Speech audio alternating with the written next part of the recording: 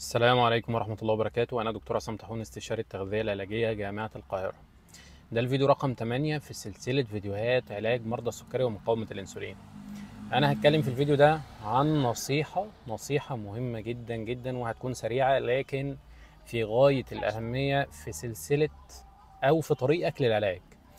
النصيحة دي هي إنك لازم تحافظ على مستوى ثابت من السكر في الدم، يعني سكرك لا يعلى ولا يوطى. سكرك لو عالي او وطي فانت دخلت في مشاكل. السكر بيعلى او يوطى بسبب الاكل، بسبب كتر الاكل او قله الاكل. يعني انت لازم تحافظ ان انت مستوى السكر ما بين 80 ل 120. لو انت كلت كتير او كلت حاجه فيها سكريات صناعيه او سكر عالي مره واحده، سكرك هيعلى لفوق، هيبقى 140 150 200. ممكن يوصل عالي كده بس فجأة بيقوم نازل تاني، يعني بعد ال 200 دي بتلاقي السكر قام نازل تاني خالص. لما ينزل تاني خالص بيقوم هابط واطي، انت بتحس بهبوط شديد وجوع شديد ودوخة، وممكن توصل لزغلله، وممكن توصل لان انت مهفت زي ما بنقول لفظ كده، او ان انت حابب تاكل حاجه مسكره او حابب تاكل نشويات، جسمك بيزقك ان انت تاكل سكريات او نشويات. ففي الهبوط ده انت بتقوم واكل حاجات مسكره عشان خايف عشان سكرك يعلى، فيقوم سكرك عالي جدا واطي تاني، عمال يعلى ويوطى يعلى ويوطى. فده مصطلح بنسميه رولر كوستر، او ان انت كانك راكب مراجيح او راكب ملاهي، عمال طالع نازل طالع نازل. ينزل تاكل كتير يعلى، يقوم نازل تاني تاكل كتير، وهكذا. فتبدا تخش في دايره ان سكرك باظ، الخطه باظت، كلت سكريات كتير، الامور ما بقتش منتظمه، ما بقتش قادر تسيطر. البدايه منين؟ البدايه لما انت بتعك في حاجه ملهاش لازمه، حاجه فيها سكريات كتيره، حاجه فيها نشويات كتيره، بين الوجبات عمال تتسلى في حاجات مثلا، حتى الفاكهه والتمر والحاجات الصحيه لو كترنا منها بتعمل كده طبعا.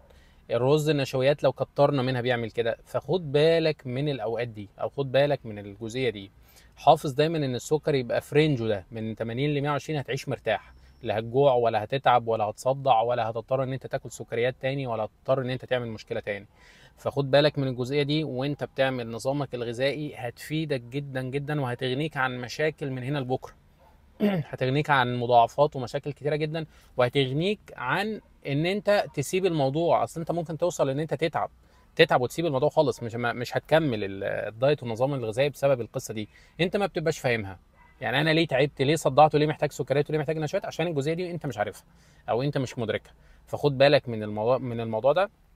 النشويات المعقده، ترتيب الوجبات زي ما قلنا في الفيديوهات اللي فاتت، ان انت ما تاخدش نشويات لوحدها خالص، لازم تاخد معاها بروتين وخضار عشان بيعملوا لها بافرنج او معادله. يعني لما ياخد نشويات مع بروتين بيعادلوا بعض، مش هيرفع سكر الدم بشكل كبير. اشرب ميه كتير قبل الوجبه، ليها دور. خد الاكل كله مع بعضه متوازن، وابدا بالبروتين والخضار وبعدين النشويات، ليه دور. ما تاخدش حاجه انت جعان ما تروحش تاخد حاجه مسكره، يعني بقى غلطه كبيره. الناس جعانه بين الوجبات هاخد مزايا مثلا، لا دي مشكله. خد بروتين، خد بضايه. عايز تاخد مزايا، خد معاها حاجه تانية، مكسرات او خد معاها خضروات تساعدك ان الامور تبقى تمام. يعني خد بالك من الجزئيه بتاعه رفع سكر الدم دي، عشان دي اكتر حاجه بتخلي الناس يومها يبوظ والدايت بتاعها يبوظ كله. تمام. دي بعض النصائح. طبعا كل الفيديوهات اللي انا قلتها سابقا ولسه لاحقه هتركز على ان احنا ازاي نمنع ارتفاع سكر الدم، لكن في النهايه انتبه للجزئيه دي، ان هي دي اللي بتعطلك وهي دي اللي بتعمل لك مشاكل. خد بالك منها.